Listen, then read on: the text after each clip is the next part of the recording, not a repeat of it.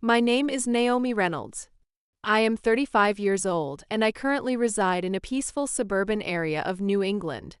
I was born to an American father and a Japanese mother. My father was employed by a prominent pharmaceutical company based in Boston. He was tasked with establishing a branch office in Japan, which is where he met my mother. 30 years ago, he decided to bring both my mother and me back to the US with him. At the time, I was just 5 years old. My mother was initially bewildered by the sudden change in environment, but my father reassured her, saying, "Here you can receive the best education." My father was dedicated to his work, and my mother, despite being in a strange land, raised me. Gradually, both my mother and I adapted to life here. After maturing in the US and completing my academic journey, I managed to secure a position at a well-known advertising agency. Even now, after having gotten married and having a child, I continue to work. We lead a comfortable life thanks to our efforts. My husband, Gabriel, holds the position of a senior manager at a prestigious investment bank. He is an exceptional spouse who consistently prioritizes our family above all else. We are blessed with a wonderful son named Jefferson, who is currently 7 years old and energetically attends a local public elementary school as a second grader.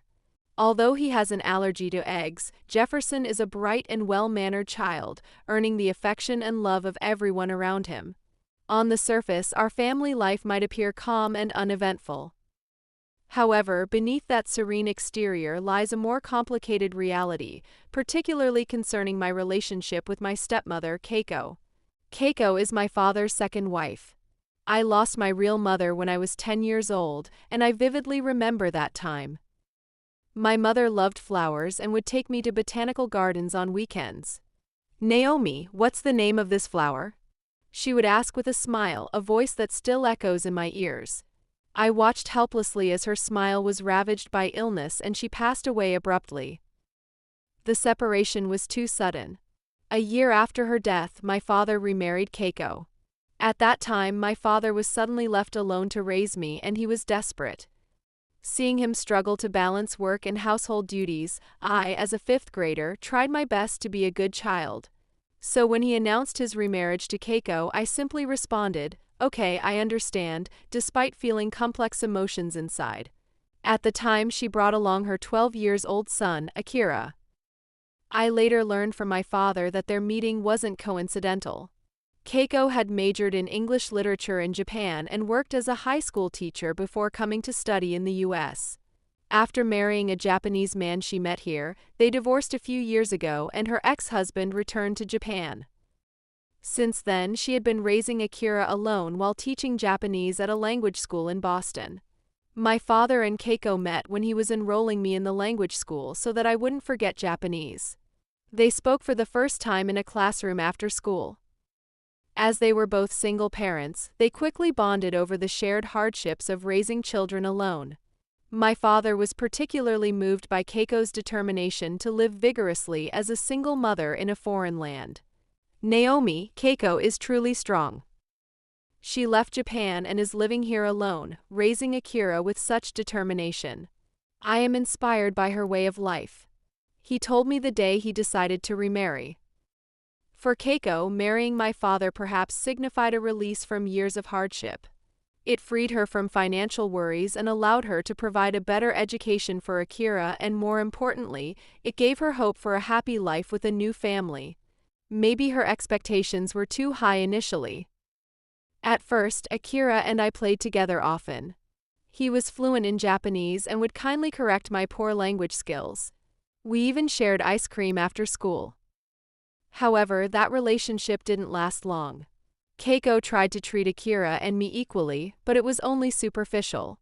"Naomi, have you finished your homework?" "Akira has already finished." "Akira is much more reliable, isn't he?" she would compare, slowly driving a wedge between us. My father tried desperately to forge a new family dynamic with me, Keiko, and Akira, but it was never easy. Our awkward family relationship lasted for years. Still, my father acted as a buffer, somehow maintaining our family bond. However, after his death, our relationship quickly deteriorated. The trigger may have been Akira's divorce, which had started a few months before my father passed away. Akira now lives with Keiko and his daughter, Michelle, who is 8 years old and in the same grade as Jefferson. Akira's marriage, which occurred 8 years ago, was to Erika, a woman of Japanese-American descent who worked at the same large corporation. My father and Keiko were overjoyed, believing it to be an excellent match. The wedding was held at a top-tier hotel, and Keiko proudly showed off the photos to her friends. Despite the superficial glamour, a rift developed between Akira and Erika.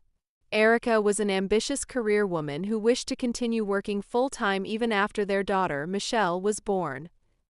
However, balancing childcare and work did not go smoothly, and their marital relationship began to sour. Additionally, Akira struggled to advance in his career. Surrounded by peers who regarded his highly capable wife with high expectations, the pressure on him intensified daily. The disparity in their living standards also cornered him. Why can't you get promoted? Think about Michelle's education expenses. Such words from Erika gradually cornered Akira. One day, Akira made a significant mistake during an important presentation, causing considerable losses for his company. This event led him to decide to leave his job. However, this decision caused a definitive rift in his relationship with Erika. The divorce mediation was challenging. Ultimately, Erika, citing a lack of time for childcare, agreed that Michelle would primarily live with her father. When Akira returned to his parental home with Michelle, he had lost a considerable amount of weight and seemed like a different person, completely devoid of confidence. Keiko was heartbroken seeing her son in such a state and began taking care of him devotedly. "Akira, have you found a job?" she would ask, to which he would just reply, "Not yet." However, about 6 months later, Akira suddenly announced to his mother that he had secured a job at a major investment firm. Keiko was overjoyed and proudly shared the news with relatives. However, I felt something was off. Akira seemed unchanged from before. One day, I accidentally saw Akira working at a coffee shop. He looked panicked and pleaded, "Please don't tell Mom." It turned out he had lied about the corporate job to avoid worrying her. "Akira, a client of my company, is looking for someone who can speak Japanese with management experience," I said quietly. Initially bewildered, Akira looked into my eyes and asked, "Why would you consider me?" "Because we're family. Besides, don't you want to show Michelle the kind of father you used to be?" From that day, I began supporting Akira's job hunt in secret. I helped revise his resume, practiced interviews with him, and even wrote recommendation letters. We were making progress together, unnoticed by anyone else. With just 2 weeks until Christmas, our family was approaching a significant turning point. The calm of our middle-class neighborhood was gradually disrupted by seasonal events and family gatherings. I felt that Keiko was looking at me more critically than ever before. The difference in how she treated her grandchildren was stark. To her, I was merely a stepdaughter, and Jefferson was just a step-grandson. Gabriel tried to comfort me, suggesting that it might be Keiko's way of showing love. However, her recent behavior had become more blatant, and the differential treatment of the grandchildren was becoming unbearable at family gatherings. During family photo sessions, Keiko would prominently place Michelle and almost exclude Jefferson, always conscious of appearances. She sometimes referred to me as the daughter of the previous wife, and would introduce Jefferson to others as the child of my deceased husband's previous wife and her husband. I always felt uncomfortable. While Keiko enthusiastically introduced Akira and Michelle to friends, Jefferson and I were treated as if invisible. Nonetheless, Jefferson and Michelle played well together at school. Recently, a teacher told me that during lunch, Michelle had swapped her vegetables with Jefferson to accommodate his egg allergy. Perhaps the complex emotions of adults don't matter to children. "Mom, it's fun reading books at the library with Michelle," Jefferson would say with an innocent smile, tightening my heart. I wondered how long their pure relationship could last. What was particularly painful were Keiko's words referring to Jefferson as a problem child because of his allergy. At Keiko's birthday party 3 months ago, during the selection of family photos for display, she chose images where Akira and Michelle were prominently featured, relegating us to the corners. Ah, there weren't any better photos. Jefferson looks so gloomy in this one. Maybe it's because of his allergy, she remarked. I will never forget how Jefferson's shoulders shook at those words. The disparity in their gifts also grew more noticeable over the years. Michelle received the latest tablet for her birthday, while Jefferson got a set of used picture books. The difference was evident to anyone. The same was true on social media. Keiko's Facebook overflowed with photos of Michelle's piano recitals, horse riding classes, and swimming competitions. But not a single photo from Jefferson's school festival was posted. After my father's death, I continued to send money to the household anonymously, fulfilling his wishes. But Keiko was unaware of this. Her cold attitude had begun to pain my heart. Amidst this, Gabriel had to suddenly travel to New York for an important meeting, just 2 days before our family's Christmas party at the family home. The night before he left, Gabriel took my hand and asked with apologetic eyes, "Are you sure you'll be okay with Keiko?" "Yes, I'll be fine. Don't worry." 2 days later, we prepared meticulously. We bought Keiko's favorite apple pie from Whole Foods, and Jefferson dressed in a navy blazer with a white shirt. As he adjusted his collar repeatedly in the car, he asked, "Do you think Grandma will be happy?" Watching him, my heart tightened. We arrived at Keiko's house exactly at 6 p.m. This was also the house filled with memories of my father. Upon opening the door, we were greeted by the aroma of roasted turkey, the sweet scent of sweet potato casserole, and the warm smells of cinnamon and nutmeg. Christmas dinner was ready. As we were led into the living room, I immediately noticed something was off. The dining table was elegantly set, but there were only 4 seats, and there was no place for Jefferson. "Oh, I forgot." Keiko's voice seemed intentional. "Jefferson, you'll have to eat on the living room sofa?" The room froze at her words. Michelle looked confused, and then Keiko shockingly added, "My real grandchild is only Akira's child. You were just the child of the other wife's daughter." It felt as though time had stopped. Tears sparkled in Jefferson's eyes, and his small body trembled. Akira turned away, and Michelle could not hide her shock. At that moment, something snapped inside me. For 2 years since my father's death, I had tried to mend our relationship with her. The monthly financial support was also to honor a promise to my father. But I could no longer endure it. "Jefferson, let's go home," I said, taking my son's small hand and standing up.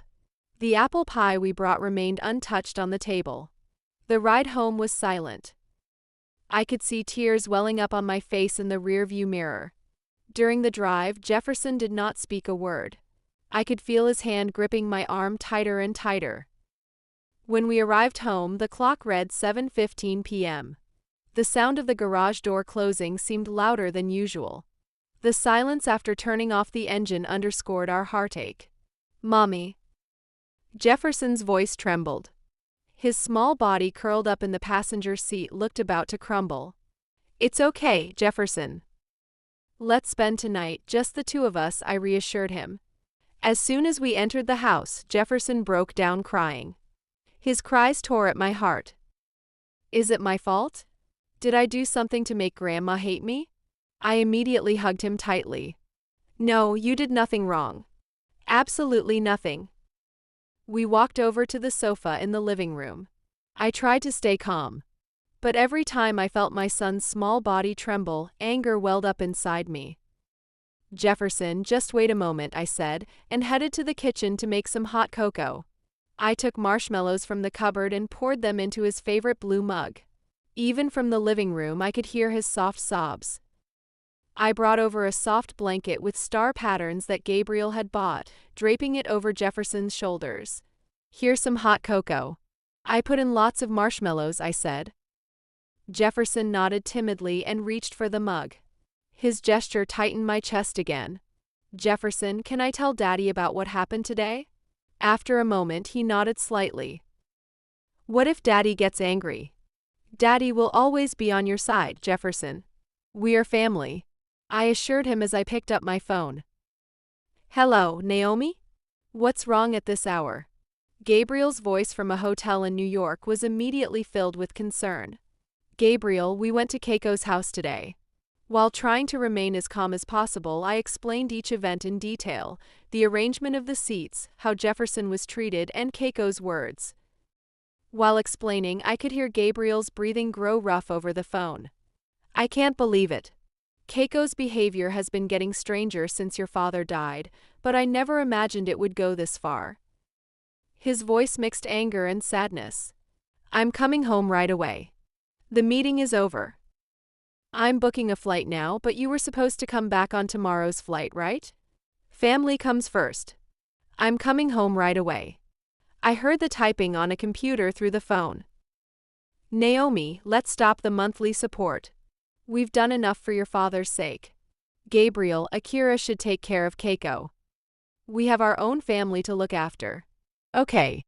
Do you want to talk to Jefferson? When Jefferson took the phone, he looked anxious as he held the receiver. Jefferson, listen. Daddy is very proud of you. You are our precious son. I will definitely be home tomorrow, his father reassured him. Tears welled up in Jefferson's eyes again, but they seemed to be tears of a different kind. That night, after Jefferson fell asleep, I found myself staring at a photo of my father. I remembered how desperately he had tried to bridge the gap between me and Keiko. He had hoped until the end that we would become a real family. The next morning at 7 a.m. the doorbell rang. Jefferson was still asleep. I hurried downstairs and opened the door, only to find Keiko standing there. But this was not the Keiko I knew, with perfect makeup and hairstyle. Her bare face showed deep fatigue, her hair was disheveled, and her hands were slightly trembling. Naomi, I need to talk, she said, her voice lacking its usual arrogance and instead sounding shaky. Please come in. I said as I led her into the living room, fighting a mix of complex emotions, anger, distrust, and sadness. As we passed by my father's memorial photo, Keiko paused for a moment. Would you like some coffee? I offered. Thank you, she replied, her voice thin and trembling. When I returned to the living room with the coffee, only the sound of the coffee maker broke the heavy silence. I placed 2 mugs on a tray and returned to the room, where Keiko was staring blankly out the window. When I handed her the coffee, deep fatigue was etched on her profile. I'm sorry, she began with a formal apology. I was wrong, she added, hesitating with her words. Keiko pulled out an envelope from her bag. When she opened it, it was neatly lined with records of the financial support I had been sending. Last night, Akira told me the monthly support came from you. I always thought it was from him, he knew all along. Every time I mistreated you, it hurt him. Akira had confessed everything to her the night before. About the financial support from me, his silent struggles, the lie about his reemployment, how Jefferson and Michelle got along at school, and how I had been helping him with his job hunt. I was so ashamed I couldn't sleep all night, to think that you were supporting us all along, and yet It seemed she had something else she couldn't say. I waited silently for her to continue. The ticking of the clock sounded louder than usual. Why didn't you tell me? I always thought that Akira was the one struggling for us. But it was you. It was my promise to Dad, I responded, and Keiko's body shook. On the last day my father was in the hospital, I was alone with him. He was frail from chemotherapy and weakly held my hand. Naomi, I'm sorry. I've always made things hard for you. That's not true, Dad. Yes, I know. You've always been patient, considering my relationship with Keiko. But you don't need to anymore. Just promise me one thing. What? Please look after Keiko. She's been through a divorce and struggled to raise Akira alone. Marrying me was supposed to be a new life for her. My father sighed deeply. She depended almost entirely on my income for her future in America. She'll really struggle without me. About $1,000 a month. That would help her maintain her current lifestyle. But why not Akira? Akira is still trying to get his life together. He can't afford to look after his mother as well. Naomi, I think you can. His expression was painfully earnest. I could only nod silently. He was worried about you until the end. He wanted me to love you like my own daughter. But I couldn't, Keiko said. After my father's death, her financial issues became severe. Continuing the lavish lifestyle had drained her savings, and she couldn't even afford the initial fee for the upscale retirement home she had planned to enter. Her pride kept her from seeking help, and she maintained herself by believing the financial support was from Akira. You've managed to balance work and parenting so well. Your family is so harmonious. In contrast, Akira failed in his job and his marriage. I blamed myself for his upbringing and struggled. Pride and desperation made me act irrationally, especially towards Jefferson. Her voice broke off and she began to cry more intensely. I was terrible to Jefferson. It's unforgivable. Just then, the sound of small footsteps descending the stairs could be heard. Grandma? Jefferson's voice froze the room. Keiko slowly looked up, tears still marking her makeup-free face. Jefferson, I'm truly sorry for what I said yesterday. She stood up tremblingly and knelt in front of him. I'm really sorry. Grandma was wrong. Jefferson hesitantly approached Keiko.